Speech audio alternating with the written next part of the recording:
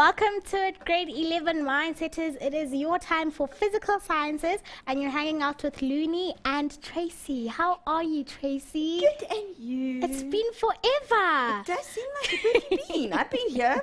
Where have you been? I've been multitasking with the other days and all the other. That's okay. You can like that. So what are we doing for the grade 11 today? Today we're going to start our acids and bases series. We're going to do this for 3 weeks. We're very excited, but today we're going to lay a bit of foundation, do some what's the word, terminology, do some definitions, basic stuff. So it's compared to some weeks, it's quite a nice chilled session. Chilled week. Yeah. Okay. Grade 11s, you heard it's a chilled. You saw Tracy, she's like, it's a chilled lesson today. You're just doing the foundations of acids and bases. Remember to hit us up on Facebook. Our page is facebook.com/learnextra. You can also follow us on Twitter, and we'll follow you back at learnextra. And you can download the show notes, the videos, the schedules on learnextra.co.za/live. So with all that said, I hand it over back to Tracy.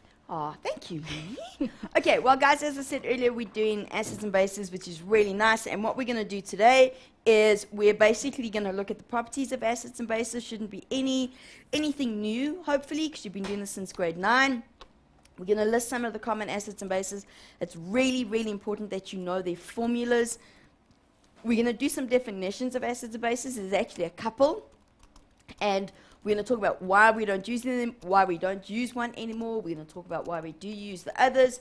We're going to discuss the concept and look at conjugate acid-base pairs. That's really, really important. And we're going to discuss the concept of an ampholyte. So we're really just laying the foundation, doing some basic work. In the next couple of weeks, we'll look at titrations and calculations. But today, we're just really laying a foundation, okay? So the first thing we need to do is we need to talk about what the properties of an acid are. And you guys know this, acids taste sour. You've all had lemon juice or vinegar or something like that. You've just got that sour, tart taste. Obviously, we're not going to go and taste things like hydrochloric acid because those are bad for you. They are electrolytes when they are in solution, which most acids are. Electrolytes, remember, means that they're able to conduct an electric current, and most of them are actually very, very good electrolytes. They change the color of indicators. Remember, an indicator is simply an organic compound which changes color according to the pH of the substance it is in. Indicators are actually wonderful things, and we have a lot of natural indicators. We'll talk about this again next week. Red cabbage is a natural indicator. Black tea is a natural indicator. But depending on the pH, it changes color. Okay?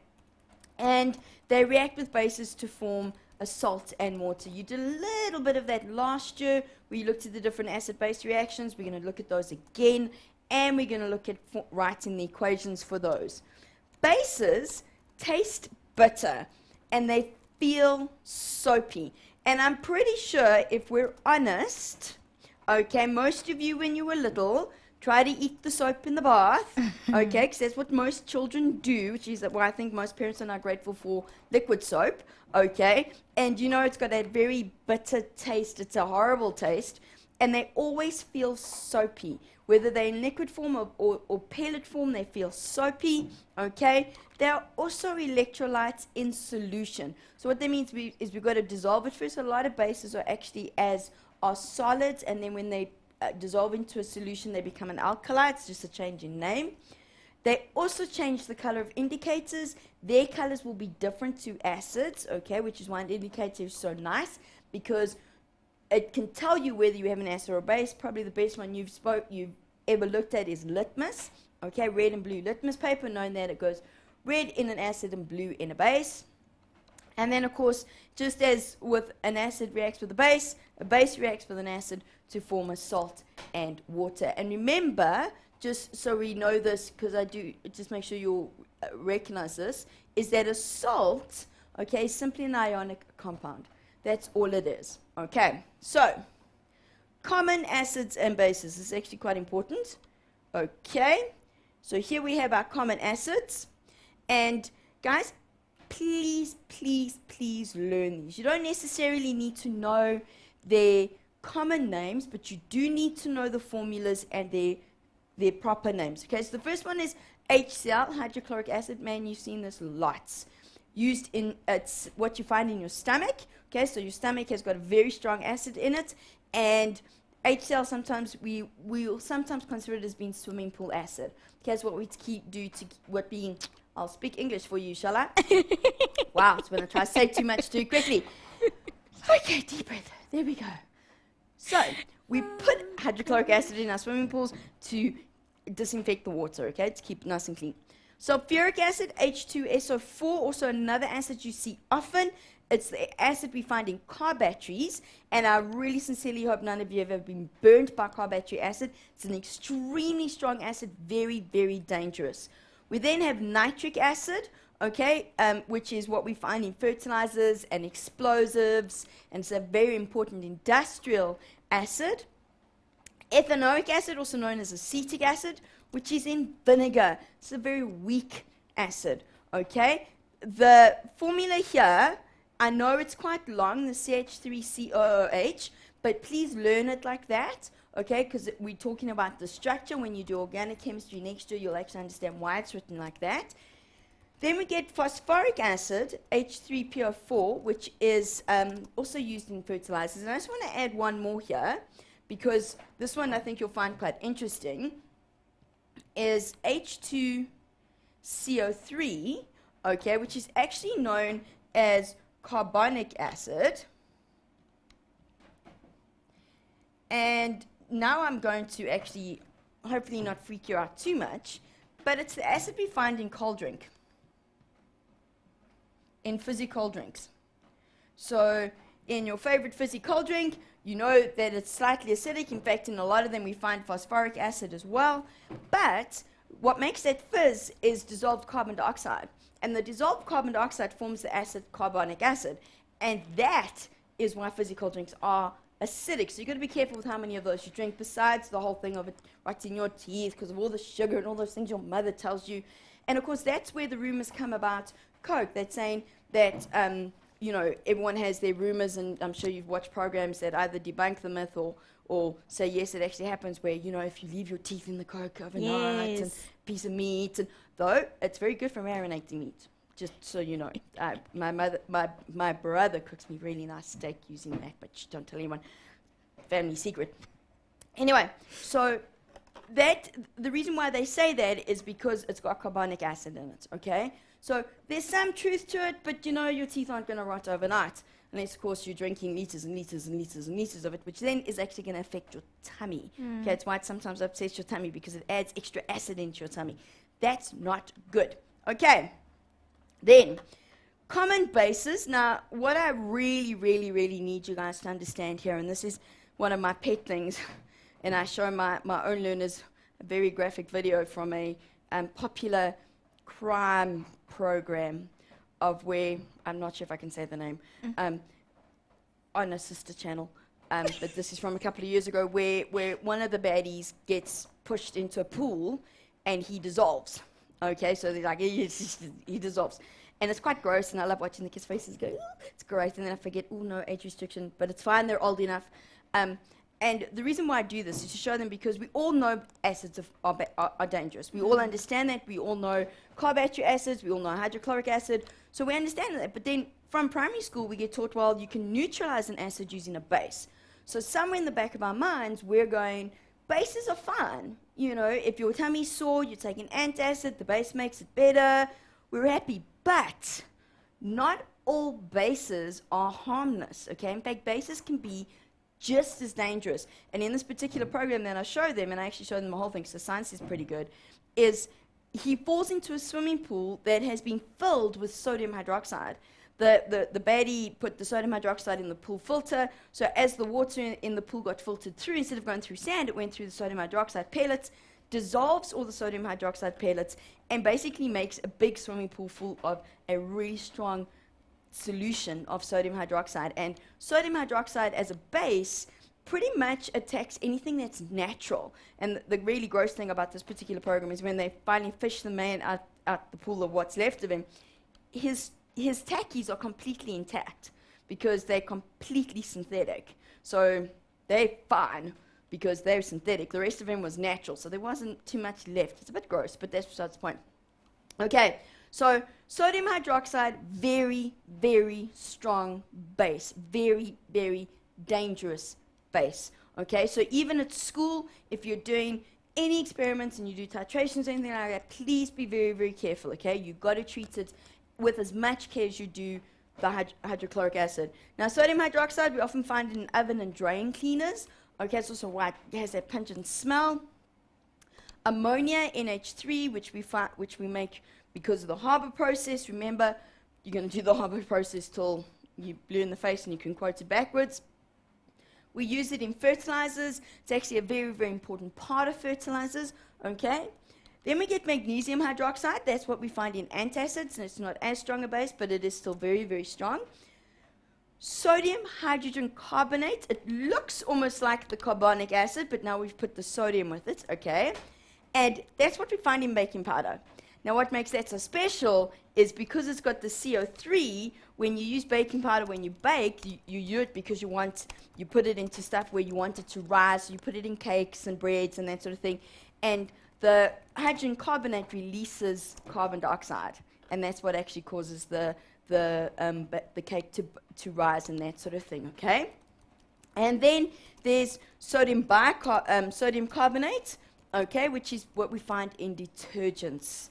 Okay, so all of these bases make very good cleaning agents. Okay, we don't generally use acids as cleaning agents because one of the properties I didn't put on there is that they're very corrosive. So it makes them quite dangerous. Probably the only acidic and only slightly acidic thing we use in our homes as cleaning agents is bleach. Okay, but we also know things like we don't want to use bleach on our clothes because it takes out the dye, but it also makes it very thin, and your fabrics tend to get very thin, so they tear quite easily. But most of our common bases make very, very good cleaning agents. Okay, so what we need to now look at, and yeah, we're fine. If we look at some definitions, I'm going to start with the first one with Arrhenius' definition, which I'm probably going to say wrong, and I do apologize. We all know I have an issue. Now, he came along and he made some definitions about acids and bases, and all these definitions where they start from is based on observation. Okay, so he said that an acid is any compound that dissociates, so breaks up into ions, when it is dissolved in water to produce hydrogen ions. So he said, so for example, if we look at this and we go, okay, if I take HCl and I'm going to dissolve it in water, and it's going to give me H plus ions and Cl minus ions, okay? So I'm putting it in aqueous, I'm dissolving it in water, and we're like, that's great. And you know what? Nothing wrong with this definition for acids, because when we look at our list, if you go back and look at our list of common acids, so we're going to go back to, and we look at our acids, and we look at the list, and we go, do you see that every single one of them has hydrogen in? Hydrogen, hydrogen, hydrogen. In fact, that's the important hydrogen in ethanoic acid. Hydrogen, hydrogen. So when any of these dissociate in water when they dissolve, they give us hydrogen. So we're okay with that. Nothing wrong with that. We go back here. So we're okay with that definition. If we now look at the definition of a base, is he said that a base is any compound that dissociates when it's dissolved in water to produce hydroxide ions. So for example, if I take sodium hydroxide and I dissolve it in water, it's going to become Na plus and OH minus. That's nice and easy. So that seemed to make sense, but that implies for me though that every single base needs to have an OH minus in it. And if we go back to our list of common bases and we look at this and we go, hang on, wait. First of all, no H in the ammonia, OH, no H in the sodium hydrogen carbonate, or in the sodium carbonate, but they are bases because of the way they react. So there is obviously a problem with this definition. That doesn't mean we don't learn it. It's our foundation. It's the jumping off point, okay? So Arrhenius said that any acid is a compound that when it dissociates in water will form H plus ions, and a base, when it dissociates in water, will always form OH minus ions, okay? But we've already seen there might be a bit of a problem with that definition, and I'm going to leave you with that thought while we take a short break, and then we'll solve the problem afterwards. Okay. Mindsetters, let's take a very short break, and after the break, we will solve the problem with Tracy. So don't go anywhere.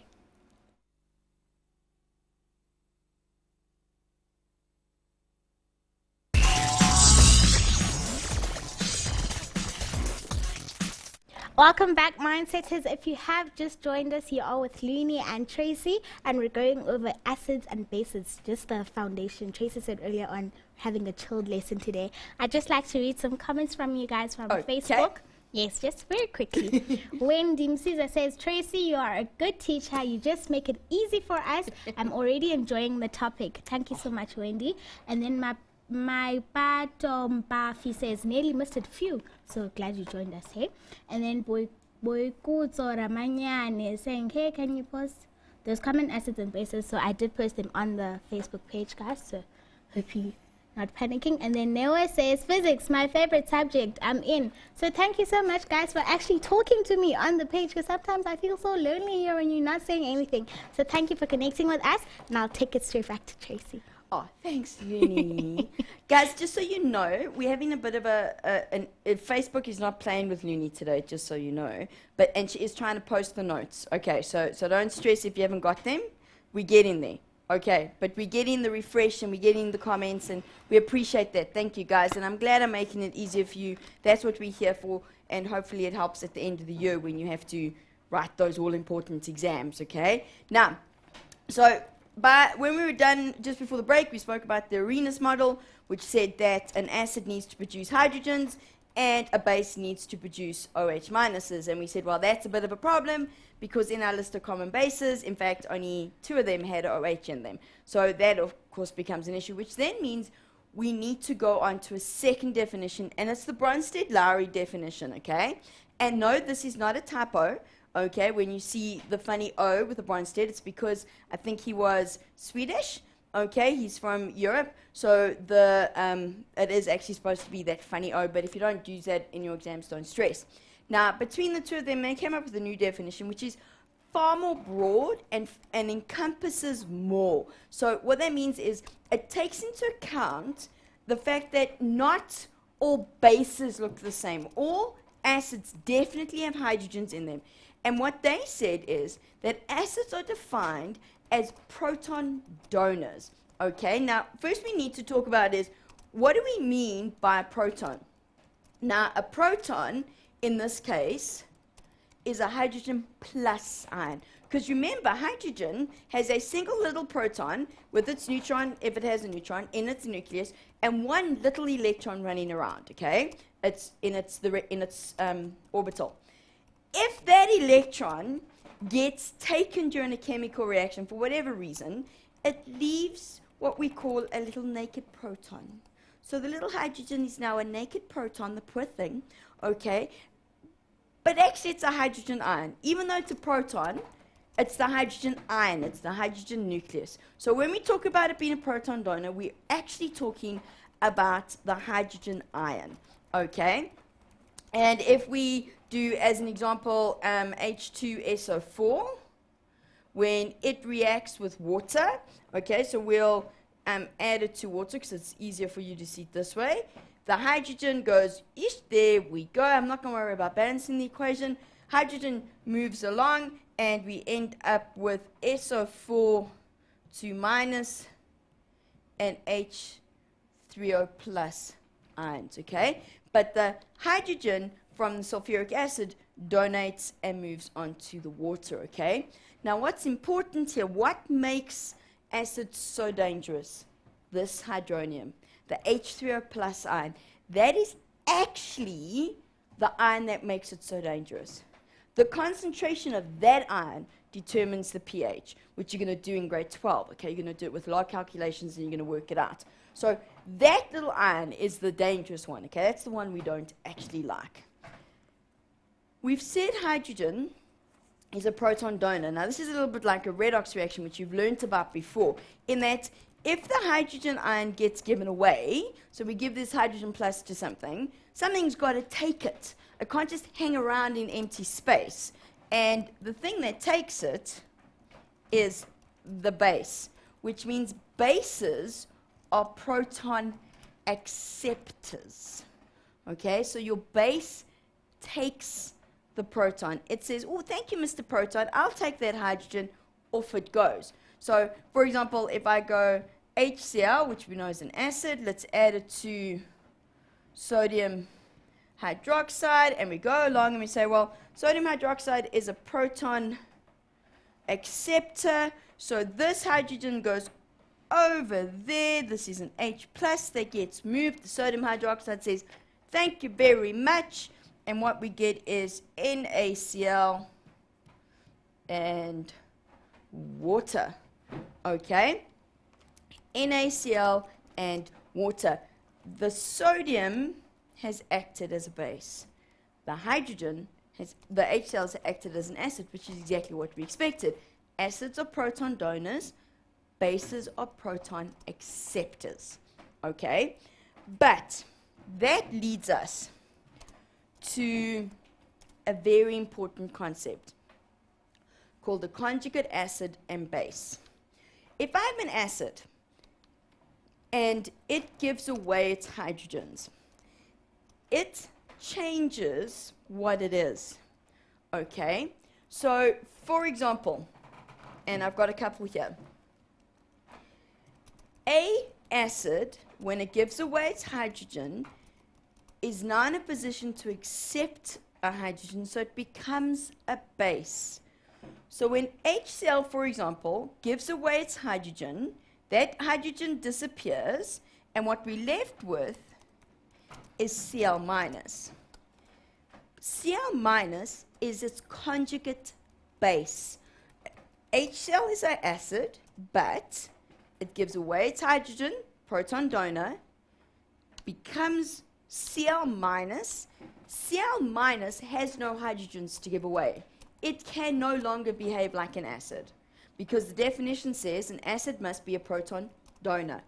There's no proton to give away, not a chance. But at Cl minus, it absolutely can accept a hydrogen. Okay? Which means if I take the Cl minus and I react it with another acid, it'll take the hydrogen away from the acid. Okay? It'll take the hydrogen away. So the chlorine then becomes a base because it accepts the proton. So we're no longer concerned about the Arrhenius model. Okay? That's a model you need to learn about. But when it comes to equations and all of that sort of stuff, we have to look at the Brønsted-Lowry definition. If we consider ammonia, now ammonia is a little different, okay? In that ammonia is a base, which means it needs to accept a hydrogen, and then it forms ammonium ions, which is NH4+, because remember we add an H plus to it, which of course you learnt about when you did the dative covalent bond earlier this year. Okay, you would have learnt how the hydronium ion is formed and how the ammonium ion is formed. Okay, in terms of the bonding. Now we're going, okay, well, where did the H plus come from? From an acid. Okay, the ammonia has acted as a base. It has taken the hydrogen, formed NH4+. Now we look at the NH4+ and we go, okay, well, the nitrogen has 8 electrons around it. If we really go into its structure, remember, it looks like this. Okay, I actually do want to do the structure because I want you to see something. Okay, and this is with the dative covalent bond, but it looks like this. Now we're going to go, okay, for the ammonium, the NH4+, to act as a base, it must be able to accept hydrogens. We look at the structure and we go, where would that hydrogen go? There's no lone pairs. That nitrogen has four sets of electrons around it, so it's 8 electrons. It's very happy. So actually, there's nowhere for an extra hydrogen to go. There's not a chance this ammonium can act as a base. But it does have this little extra, remember it's got the little extra one, which is your dative covalent bond. And you know what? It's quite happily going to give that away, because it doesn't really like the dative covalent bond, which means the NH4 plus is now an acid, because it is in a position to give a hydrogen away. Okay? So if I start off as an acid, it will become a conjugate base, because it goes from giving a hydrogen to being able to take. If I start off with a base, it becomes a conjugate acid, because it goes from being in a position to take a hydrogen to now giving one away. Okay? Which then actually brings us to an interesting little concept called an ampholyte. Okay? Now, these are, I call ampholytes a little bit like a teenage girl. Looney, you're not a teenage girl anymore, so it's fine. I can say. No, And right now all the teenage girls are going, that's not fair. I'm going, that's okay, don't worry. You'll understand in a second, and all the guys in your life will agree. They cannot make up their mind. Okay? So what do I mean by that? And most teenage girls, when they're with one set of friends, will go, oh, black is the new pink, or whatever it is, or pink's the new black, whatever it is, I wouldn't know. Okay? With the other group of friends, it's blue is the new black. All depends on who they're with. Okay? You all know friends like that who cannot make up their mind, and they will behave one way with a certain group of friends and one way with another group of friends. That's pretty much what an ampholyte is. Okay? An ampholyte is a substance that has the ability to act as an acid or a base depending on the other substance. Okay? So it is not going to go, oh, I want to act like a base. It only acts like a base if I react with an acid. It will only act like an acid if I react with a base. Water is the most common ampholyte. Water just cannot make up its mind. Okay? So, for example, here we have, and I've got water here in 2 examples, and I will show you. If I react water with ammonia, okay, the water comes along, ammonia is a base. Ammonia cannot be an acid. NH3 is a base, will always act as a base. So what happens is the water will come along, and the water will donate its hydrogen to ammonia. Okay? Water donates its hydrogen. It has now acted as an acid, because we have that's ammonia's conjugate acid, that's water's conjugate base. OH will not give another hydrogen away, but it'll very gladly take. So because the water was reacted with ammonia, the water has acted as an acid. Okay, so here it's an acid. However, we take the same water and we react it with hydrogen cyanide, an unusual acid, but it's still an acid. What happens here is the water goes, come hydrogen, I want you. So now the hydrogen cyanide, because it is an acid and can only act as an acid, should I make that so that you can actually read the H+? I think that's a great idea. Okay, so it donates its H+, now that we can all read what I'm trying to write. And what that means is the water takes the hydrogen. Because it takes the hydrogen, it's acting like an acid, forms H3O+. So it's acting like a base. H3O+ can only act as an acid. Okay, there's not a chance that it's going to take any more hydrogens, so I'll definitely give it away. But then my Cn minus, which is the cyanide ion, okay, and yes, by cyanide I mean the dangerous stuff that can kill you, okay, which people like to use to kill people, but we're not going to talk about that, can only act as a base. Okay, the water in this case is acting as a base because it reacted with an acid. With ammonia, it was reacting with a base, so it acted as an acid. So water is an ampholyte. We say it is amphiprotic. Okay? I've got to remember how to spell this, and I'm trying to put it on the board, and I can't remember how to spell amphiprotic. I'm not going to even try to spell it for you, because that's just going to be embarrassing. You don't need to know. Okay, point is, it's an ampholyte. It cannot make up its mind, but it'll deter whether it can act as either. It'll act as a base when we react it with an acid, and it'll act like an acid when we react it with a base.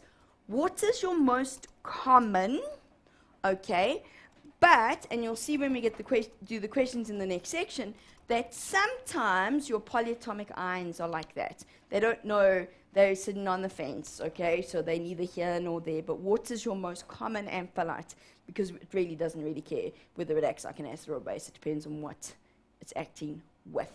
Okay, so we've done a lot of theory, and I have a couple of questions. So we're going to run through some questions after the break, which will hopefully bring all of this together. All right. Can I ask you one question? Yes. From Sungula Marvin Baloy, he's asking, why does an acid turn negative when it reacts with the base? Why does an acid... That's a good question. Can I answer break. it after the break? Okay. That's actually a very good question. I never thought of that before. Thank you so much, Sungula Marvin Baloy. We will answer your question straight after the break. So Mindsetters, we will be back straight after this.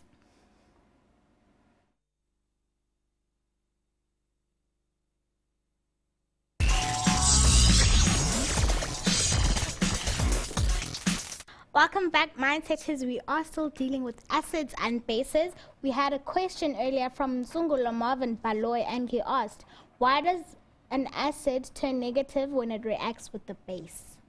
I like that question. So we're going to quickly look at it, sweetie. Now, remember, with an acid, it's a proton donor. So that means acids give away H plus ions, okay? That's what they give away. So if we consider something like hydrochloric acid, HCl, its ions are actually H plus and Cl minus from whole valency when we make compounds and stuff. So if I take the H plus away, all that we're left with is the negative, which is why they become negative. Even if I look at something like, say, sulfuric acid, H2SO4, okay, the H is positive, even though there's two of them, so it's H plus, but the sulfate is one of those ions you have to remember. So it's SO4 2 minus. So if I'm taking the H pluses away, all that's left are the minuses. Okay, which is why when an acid reacts with a base, the acid will become negative. Bases often become positive, okay, because they're gaining a positive and the acids are giving the positive away. So if you look at the balance of charges, it sort of makes sense that if I take the positive away, I've got to be left with negative. So I'm really hoping that solves your problem. One more question. Okay, Luni. Yes. Mandy Sanulivi Maketa is asking, so with these ampholytes, hydrogen is donated to a compound with a high concentration of hydrogen, if that makes sense. Okay, I think what you're trying to ask me is, will the hydrogen always go to the compound with the most hydrogen? I think.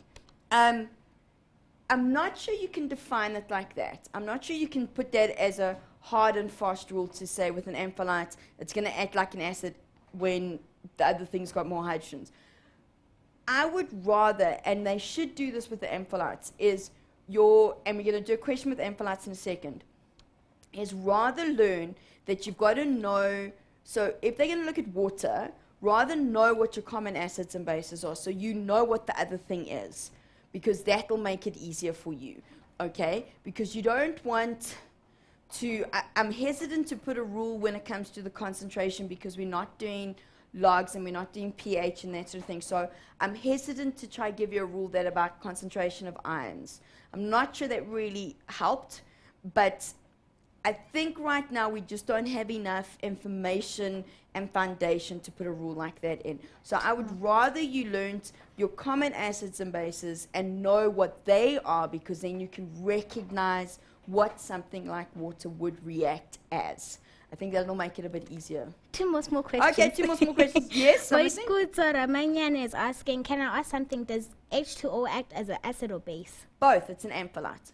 Okay. So it all depends. If I put H2O with hydrochloric acid, it's going to act like a base. If I put H2O with ammonia, it's going to act like an acid. It's an ampholyte. It cannot make up its mind. Okay. And then Ganye Sosibia is asking, please rectify who is donating protons to who between acid and bases? The acid donates its proton to the base. Okay. Okay. So you've done redox, you learned about oxidation, and you learned that something loses electrons, that's oxidized, the reduction gains electrons, that's reduced. Same with acids and bases. Acids donate their proton. The proton that they donate goes to the base, and the base accepts their proton. We happy? Thank you. All right, you're welcome. So let's go to some of the questions I have for you. I think that's the first one. No, that's question 2. That won't help us. Let's start by question 1. So question 1 says, and here it's about, and hopefully this will help with some of the questions we had with the positives and stuff, give the conjugate base for the following. So what I'm saying to you is I'm going to give you some acids, and I'm going to say to you, what is its base going to look like? It's an acid. We want to know what its base is going to look like. So that means I need to give away its hydrogen. So now we say to ourselves, okay, let's go down because I want to actually come. There we go. It's always important to talk to the board. Nitric acid, it can only give one hydrogen away. So it's an acid at the moment. It gives away its hydrogen. So that means, where's the undo? There we go. That means it becomes NO3 minus. It's only one minus because I only took away one positive. Okay, if I took away 2 positives, it would become 2 minus. So this is the acid. So here's my acid. This is my conjugate base. Okay, that's my conjugate base. So get the next one, H2SO4. Now H2SO4 is quite special because it has the ability to give away 2 protons, okay? If it only gives away 1, which can happen, it's very unusual, but it can happen, we actually end up with HSO4 minus, okay? Why only minus 1 and not minus 2? Because we know sulfate's minus 2 because it only gave away 1 of its pluses. However, more likely is it's going to give away both its pluses, and it's going to become SO4 2 minus. That's its conjugate base. It's a very strong conjugate base. It's a weak conjugate base, sorry. It actually doesn't really want the hydrogens back. It's quite happy, okay? Now we've got another one, H3PO4. Now we've got 3. That means we actually can have 3 conjugate bases here because it's got 3 hydrogens to give away. So if it only gives away 1, it becomes H2PO4 minus. If it gives away 2, it becomes HPO4 2 minus. If it gives away 3, it becomes PO4 3 minus. Okay? Every time it gives away its hydrogen, it becomes more negative because it's giving away positives. Okay? In reality, when we react phosphoric acid with something, it's probably going to give away all 3 of its hydrogens and become PO4 3 minus. Okay? Doesn't often want to give away the other 2. So that means we have our acid and our conjugate base. Okay? We had acid, conjugate base. So let's find conjugate acids. Okay? So now we go, okay. First one we've got here is sodium hydroxide. And sodium hydroxide is going to gain an electron. This one's a little more difficult. Okay, so we have Na plus, OH minus. That's essentially what sodium hydroxide is made up of. And what will happen here is it's a base. It's going to act as an acid. Sorry, it's an acid. Let me start that again. It's a base which is going to take a hydrogen. A hydrogen is an H plus ion, okay? Which means if we look at the makeup of the sodium hydroxide, it's got to go to the OH. The sodium can't take it because the sodium is already positive, and positive won't go to positive. You know that. So it has to go to the negative, which means this becomes H2O. Okay? H2O here is now an acid.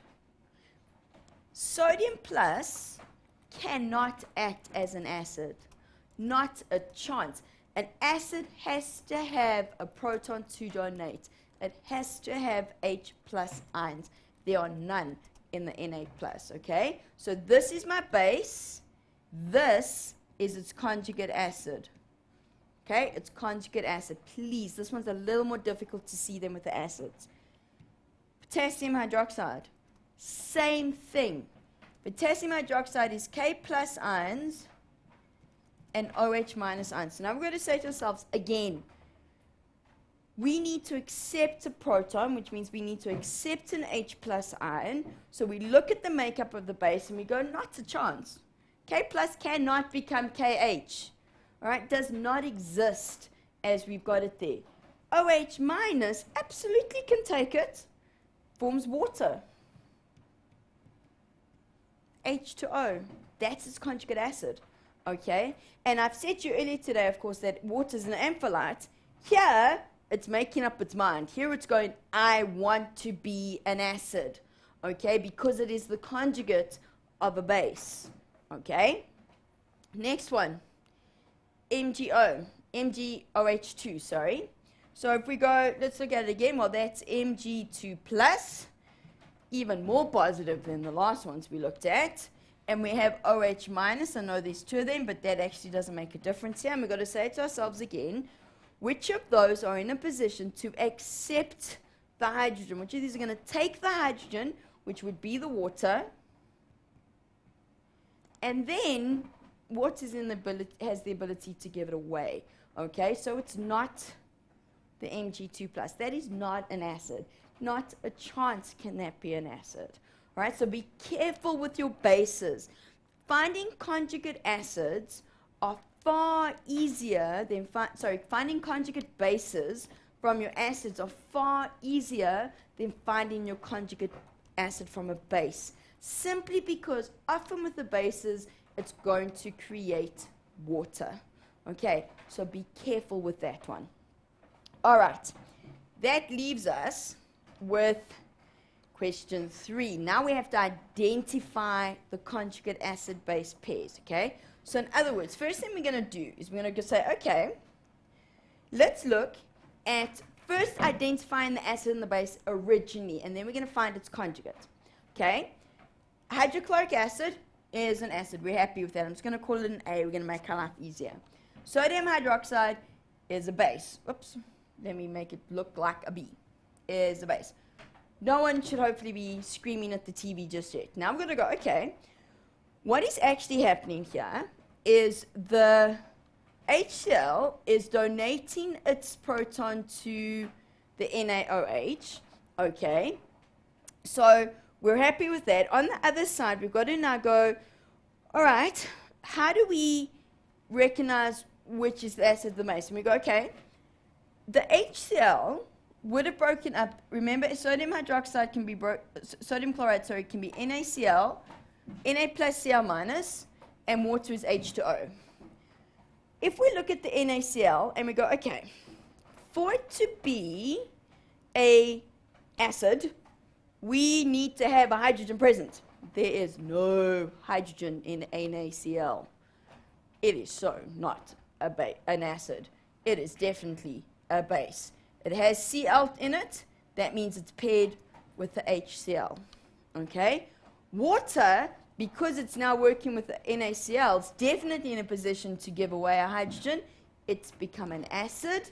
So it is the sodium hydroxide's conjugate acid, which we've actually just done. We just looked at the conjugate base acid to sodium hydroxide.